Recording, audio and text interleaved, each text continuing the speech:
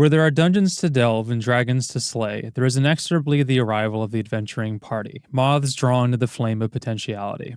That alluring bonfire possibility constantly shifts, adapting to the whims of those that delve in search of it. Fame, fortune, a fight worthy of their skills, all lie within. Tabletop role playing games utilize the dungeon as a point of convergence for all of these elements. Combat, exploration, narrative, all dovetail together to create a vignette that perfectly encapsulates the essence of the genre. More importantly, though, it creates an opportunity for the players to make these elements their own, to make decisions that echo forward in time, beyond the musty, skeleton filled catacombs around them. You know, role playing. It's a vividly imagined communal sandbox filled with a medley of bright, colorful plastic shovels and buckets handcrafted by the dungeon master, all to provide narrative and mechanical options for the players to fiddle with. It isn't just the tabletop side of RPGs that offer this opportunity, however. Many video games have tried their hand at translating various aspects and emotions of the genre to the digital screen, all with wildly different outcomes. A one-to-one copy is impossible, such is the nature of the medium. Concessions must be made, budgets must be balanced, and expectations must be tempered. The infinite potential of the imagination must be made tangibly finite. Thus, developers must be selective in choosing which elements they'll carry over from the sandbox, rummaging through the sand to pluck whichever plastic implement they deem worthy of their new vision before plopping them into their game. These games manifest in a variety of ways, mechanically, aesthetically, tonally, to the point where those same sand-caked tools that inspired these artistic choices might take on strange new forms. Whatever those tools may be, they are ultimately nothing without the hands that wield them, and it is those hands, the player characters, that creatively impact the strongest. As wielders of said tools, it is the player characters that act as that propulsive force keeping the narrative minecart hurtling down the track. Through their actions, anything is possible. The cart could rise and fall roller coaster style down the mine shaft. It could take surprising detours through unseen twists, or it could completely fly off the track and careen face first into a wall. Perhaps all of these things, perhaps none. Whatever may happen, it is the how and why of it all that makes these emergent stories so engaging in the first place. Inhabiting these unique worlds while being fully aware that your actions, your decisions, will reverberate enough that the world itself will bend from the force of those choices is an indelible part of the role-playing experience.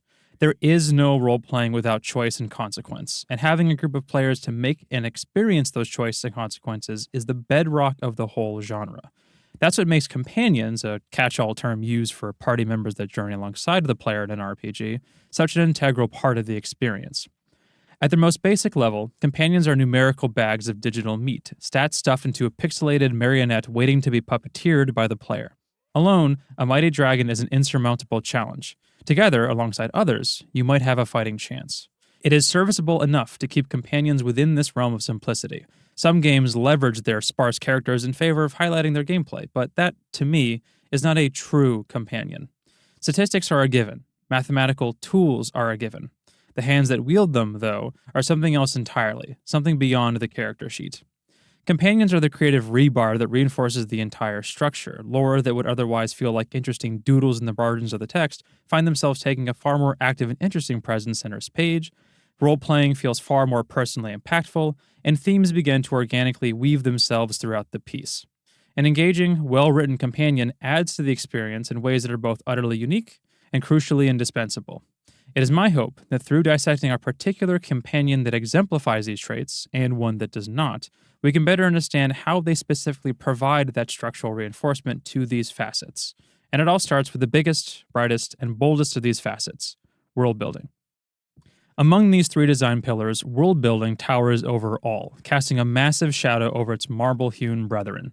Its prominence is understandable, for it is, artistically, the most legible. Environmental design, character design, everything and anything visual passively funnels itself into creating the world around the player. It's the loudest, it's the flashiest, and it's the first aspect of the game that a player will interface with. Neat designs are wonderful, fully capable of telling a story all on their own, but it's the context behind the painting that provides the necessary texture to make those images mean something. Lore is that texture. Lore is imagined history, culture, even fully fledged societies, all in service of fleshing out a universe. It's what sets the foundation for everything else to build off of. Quests, characters, the overarching narrative, each building upward from this layer of bedrock. Without the context, the journey just feels impersonal, devoid of meaning, and an impersonal role-playing experience rings hollow. What a companion can do is take these elements of world building and tie them together in ways that are not only digestible, but elevated beyond the page, providing gravitas and emotion to what otherwise would be little more than a neat idea. They make the adventure personal. They make it mean something.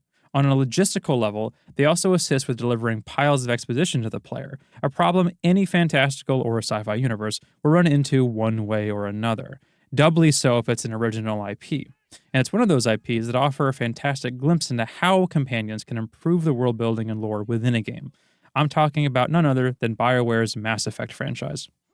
In the first Mass Effect, you play as freshly promoted Galactic Secret Agent Commander Shepard.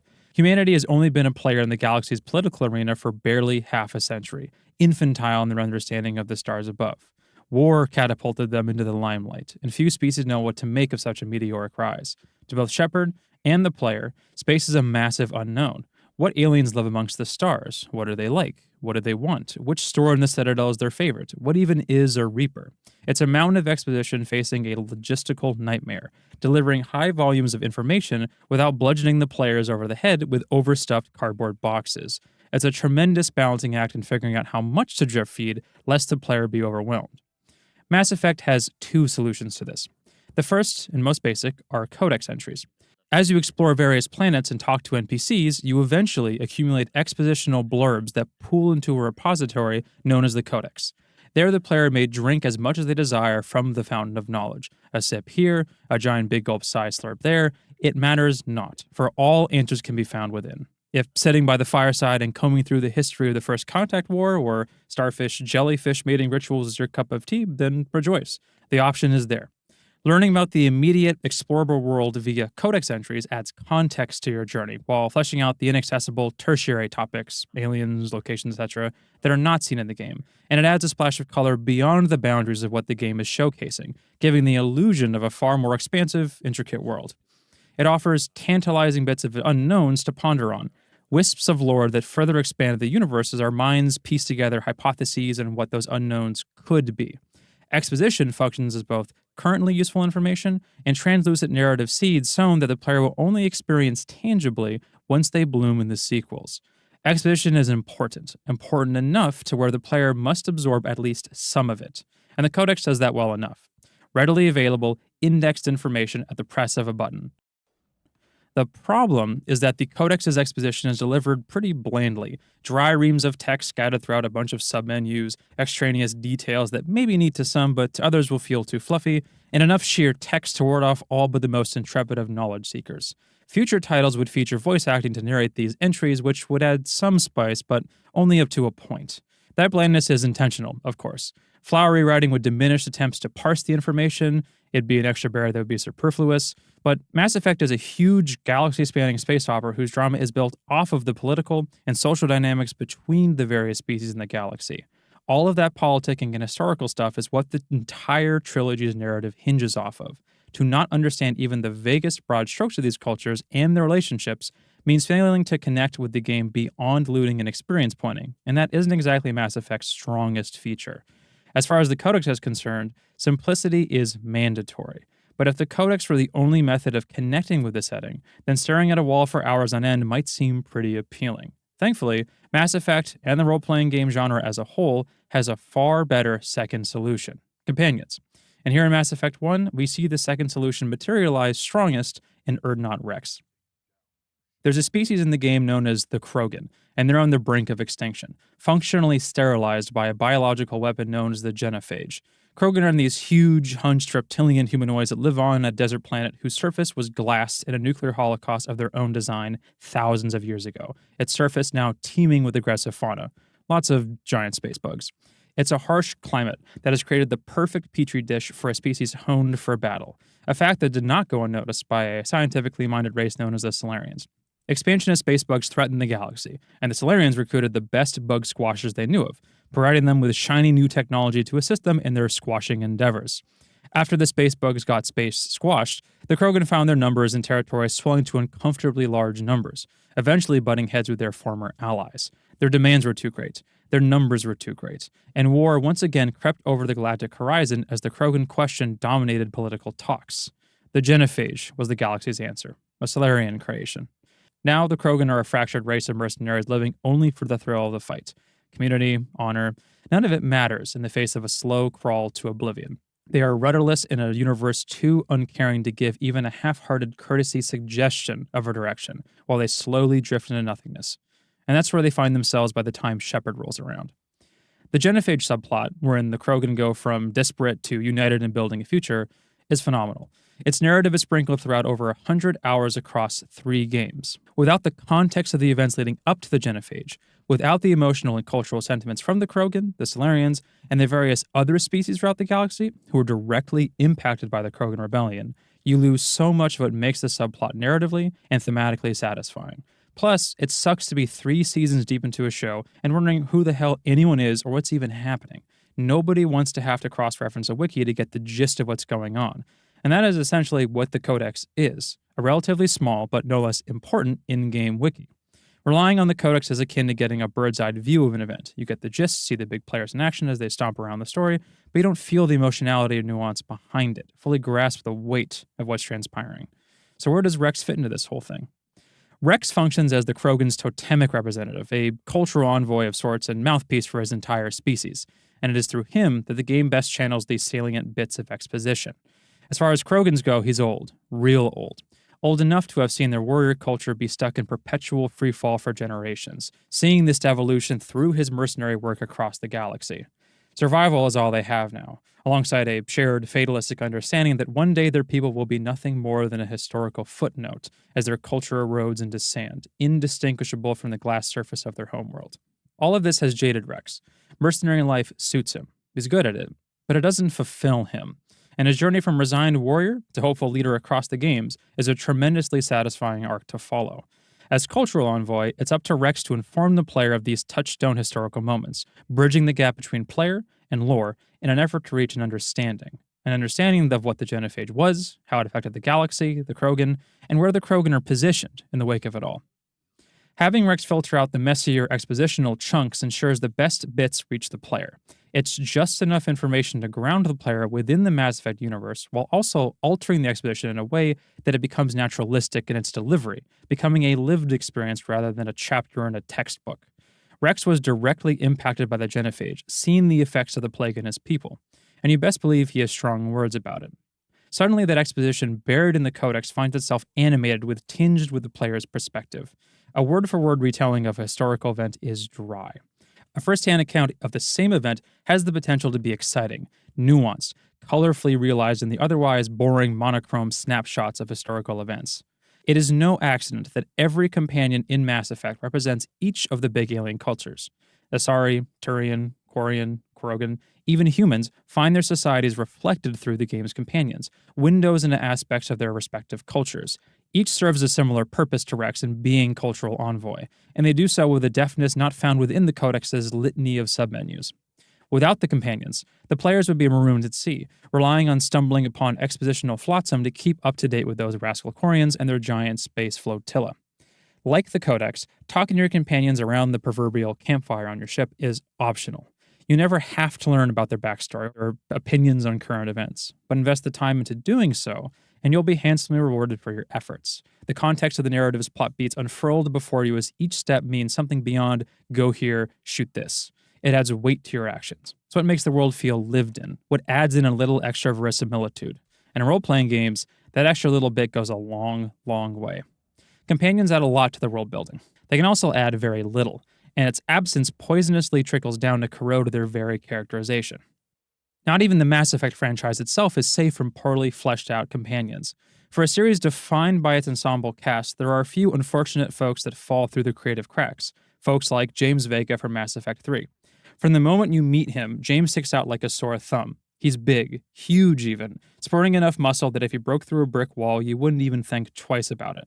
He's so comically large that literally no other human character in the entire franchise matches his physicality, to the point where memes of his musculature made the rounds in online forums way back when the game still lingered in the cultural zeitgeist. My friends and I even nicknamed him Beef McLarge because, look at the guy. Look at those traps. If Ura Marines rose from the primordial ooze, it would undoubtedly take the form of James Vega. Wobbly first impressions aside, he is, mercifully, a somewhat defined character. He's a soldier through and through, by the books and willing to lay his life on the line to defend humanity. Even with a legion of Reapers lasering Earth, he never shied away from his duty, expressing frustration even that saving the planet means making a tactical retreat to rally the various civilizations of the galaxy. Alone, a mighty Reaper is insurmountable. Together, the galaxy may have a fighting chance. Even this late in the trilogy's story, there are still plenty of opportunities to add or expand upon existing lore. Of course, fewer world-building gaps exist to fill as we approach the final curtain, which in turn makes slotting in a new companion into this logistical niche difficult, yet Mass Effect 3 finds a way.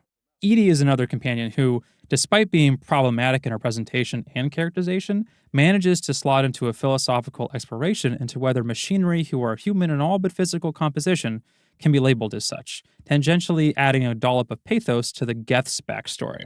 James dollops no such accoutrements, offering nothing fresh or interesting beyond being the galaxy's first ever brick shithouse. He has a personal arc to follow, sure. He has jokes to crack, sure. And he is apparently the undisputed pull-up champion of the universe. All of that would be fine if he rose above that pithy summation, and to a degree, he does. But by and large, he fails to clear that hurdle. The point of his character, I think, is to function as a stand-in for the everyman, the rank-and-file grunts hunker down in the trenches as the Reapers close in around them. As entire planets burn in the wake of the Reaper invasion, James stands as a constant reminder that humanity is out of their depth in this conflict, floundering in their attempt to defend against an unknowable, unrelenting foe. Just as Shepard, and by extension the player, was ignorant of the world around them in the first game, so too is James, ignorant of alien culture, unable to accept that blood and bullets will only go so far. Manpower wins battles. Politicking and compromise wins wars, so says Mass Effect. An internalization that James eventually makes as Shepard makes the galactic rounds. Even within this framework, James does little to reinforce it, playing his part more in spirit than practice, his offering to the altar of world building being little more than a few crumbs worth of exposition. In Mass Effect 1, Ashley and Kaidan both functioned as humanity's cultural ambassadors in the first game, each reflecting aspects of humanity's newfound place in politics, while also expressing different sentiments to the strangeness of the universe's oddities they find themselves discovering, namely biotics and aliens. 2 whole games worth of lore have been built to flesh out humanity culturally, sentiments and all.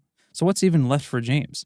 He missed his GameStop not once, but twice, and now he's stranded on the city outskirts with $5 to his name and a pull-up bar. Remove James entirely from the game, and you would notice that nothing was really amiss. He was doomed from the start, but at least it gave us memes, and that's gotta count for something. What makes exposition pivotal to the experience is that it defines the boundaries of the playable and experiential spaces within the game. Histories of peoples and places concretize as context is added, seen acutely with the genophage, which undergoes a narrative metamorphosis from historical footnote in the first game to a fully tangible, fully interactable series-defining moment in the third. All of that is made possible, emotionally and narratively, even mechanically, because of the companions. And all of that could be brought low if Rex ended up like James.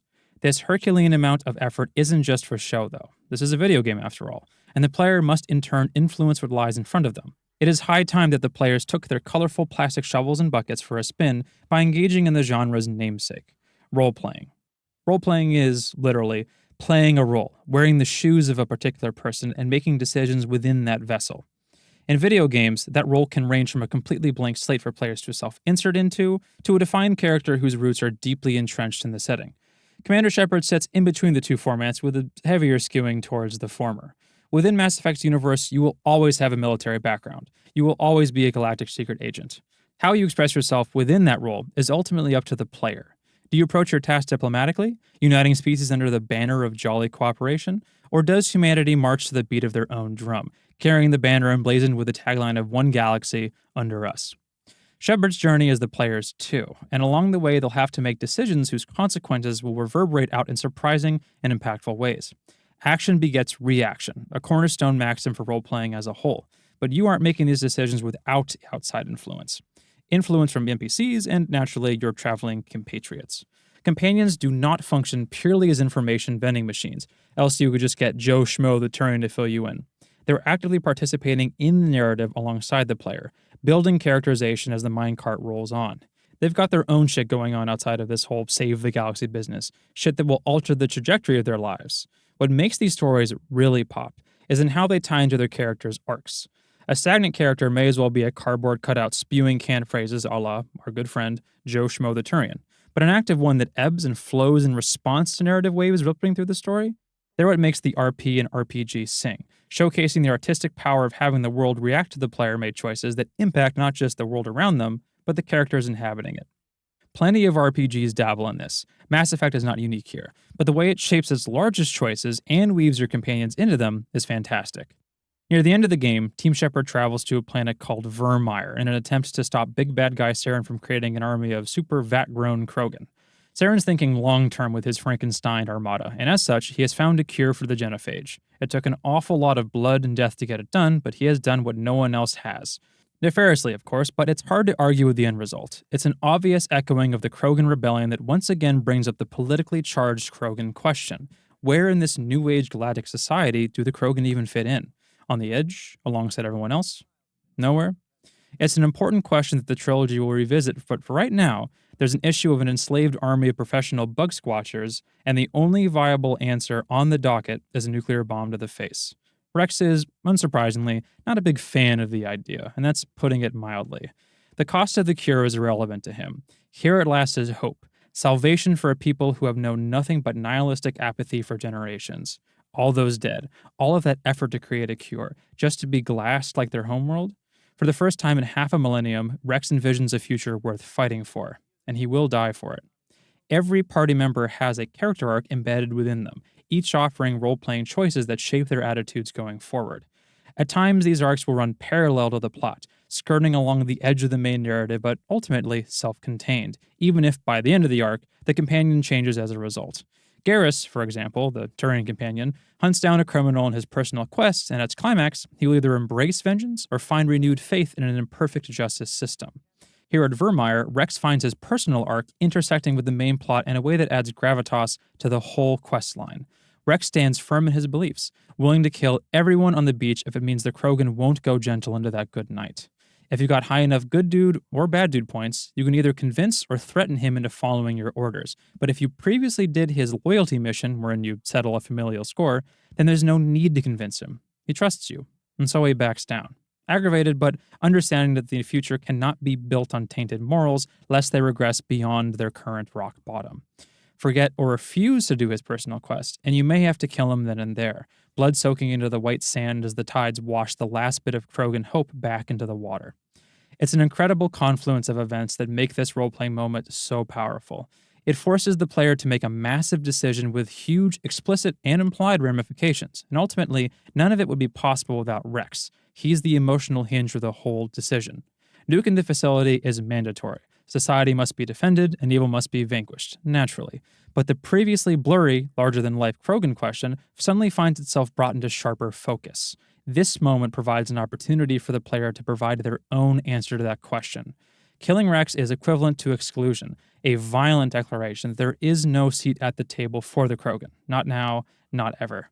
Convincing him to work alongside you, even when it may seem like an immediate conflict of interest, means extending an olive branch for the first time in years, pulling up a seat for them instead. They'll be relegated to the kids' table for a little bit, sure, but it's the first step forward that the species have taken in centuries. And there isn't really a better chance at a future than that. The decision to accept the Krogan into the fold is a beautiful moment that strengthens Mass Effect's running theme of unity. And what is art without theme?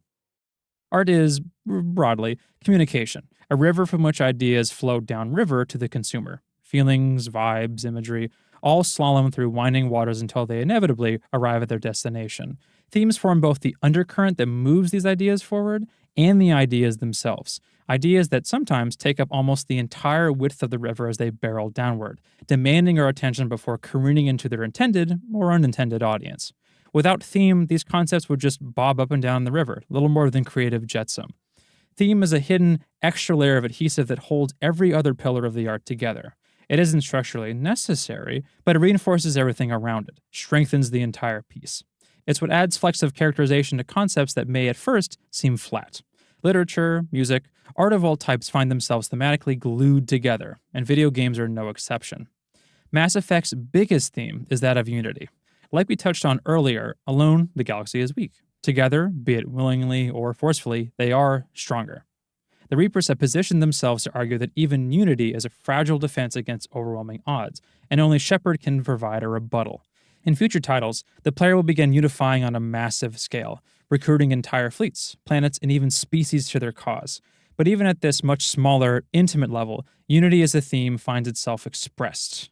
There's another companion named Ashley, who we briefly touched on earlier, a human who harbors xenophobic opinions and acts as humanity's dissenting voice towards their newfound allies. She's a dyed-in-the-wool military woman, drinking deep from the well of humanity first, and it's a reasonable stance to take when first contact with the extraterrestrial was war.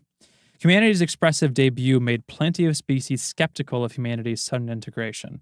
Only 47 years have passed since then, barely enough time to shift prejudices away from that negative first impression, and it'll take nothing less than staring down at the barrel of annihilation to change that.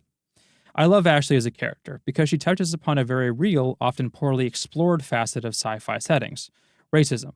Aliens as a living, breathing fact of life are a radically new concept for humanity in the world of Mass Effect. They're weird. They're different, and they're most assuredly inhuman, yet their behaviors aren't so removed from our own, shockingly human at times in their expression. Exploring those shared traits and working together through that knee-jerk reaction is a potential trajectory for Ashley's arc, and by extension, the players as well. It's the learning and eventual understanding of their strangeness that further brings unity as a theme into focus. Making the choice to save Rex on Vermeer means building a bridge of understanding between species. It means the player has internalized their plight and felt strongly enough for their people to take them into consideration when making pivotal decisions. It means building empathy. Reflect that empathy onto Rex, and he in turn will reflect that back at his people, culminating in a potential future where a unified Krogan people will in turn reflect that empathy once more to all, fighting against the Reapers in force. It means smashing the status quo into pieces and building atop it a better, stronger obelisk of change. Stagnation is death, after all, which functions as the second largest theme in the game. If the Krogan are not proactive in answering their Krogan question, then extinction is all that awaits them. Stagnation will destroy their body. If the Quarians do not answer the Geth question, then they will circle the galaxy ad nauseum, never knowing what home is. Stagnation will destroy their spirit. If the status quo remains unchallenged, then no species will ever be able to evolve, able to survive. Stagnation will destroy everything. The game's entire narrative framework highlights this theme with neon red lights. Countless galactic harvest cycles across an unfathomable amount of time have been perpetuated by the Reapers, over and over and over again. Time and time again, civilizations resisted. None succeeded. None adapted. To break the cycle of extinction is to break the cycle of isolationism, to break the chains of prejudice that encumber society. The vinyl stuck on loop, and Shepard is the only one who can shift the needle. Every companion, not just Rex, contributes to exploring the idea of cooperating to forge a better tomorrow. It's a complicated, strange process that, for the player, will take over 100 hours, but the end result is a brighter tomorrow, if they so choose it. Mass Effect doesn't frame that end result in a blindingly optimistic way like Star Trek might, but it does frame the alternative as cataclysmic. Transitioning into the new will be uncomfortable, strange, but it's the path that guarantees there'll be anything left standing. This is further supported by the fact that the player can lose to the Reapers in the third game if they don't do enough quests, don't forge enough alliances. Whether with a hammer or a chisel, something has to chip away at the cracked, mossy pillar of the current state of affairs in order for something sturdier to replace it. What makes role-playing games emotionally resonate with players so powerfully is seeing their decisions reflected back onto the imagined world around them, entire characters and civilizations and towns being transformed by their journey. It's the companions with which those transformations become not just boxes filled on a checklist, but genuinely moving moments. To grow attached to Rex's feelings over the Krogan's glacial drift to nothingness and have the power to do something about it, and then actually get to do something about it, is incredible. Journeying alongside him for so long meant getting to know him as a character, his motivation, his regrets, all of that. Paving the way to a future that doesn't lead to Rex's death means thumbing through the bits of exposition you've been delivered to keep the ones that resonate the strongest, showing them for when the right time comes along. Vermeer is that right time, because it's that very exposition that frames the entire segment. Agonizing over what to do weighs heavy on the heart, with whatever decision you land on inevitably shaking the foundations of society itself. With stakes that high, with emotions that high, it's not all that surprising to see Rex's arc here stand out this strongly within the main narrative. Every aspect of design we've touched on comes into full focus at this moment. Just as the dungeon serves as a point of convergence for a TTRPG's design pillars, companions find themselves fulfilling a similar role, pulling a role-playing video game's disparate elements into their orbit in order to cohere them better. World building, role playing, and theme are integral components to the experience that at times can feel wobbly in their construction. But when companions act as a creative binding element, they can find sure footing in order for the art to stand tall. Rex excels at this. He is not the first, nor the last, nor even the only one within his own game to do so. Yet amongst his peers across genre, it is Rex that stands among the brightest beacons of possibility of companiondom, not unlike the flame of potentiality found within the dungeon. Delve deep enough into any RPG, comb its labyrinthine corridors thoroughly, and you may find the fire shift into new, awe-inspiring forms. It may captivate you so fully that for a brief moment in time, you forget the four corners of the screen exist at all, and all that matters in that moment are the stories laid before you. Maybe you challenge James to a pull-up contest for shits and giggles. The choice, as always, is yours. If nothing else, it'll be one hell of a tale when you return. Thanks for watching.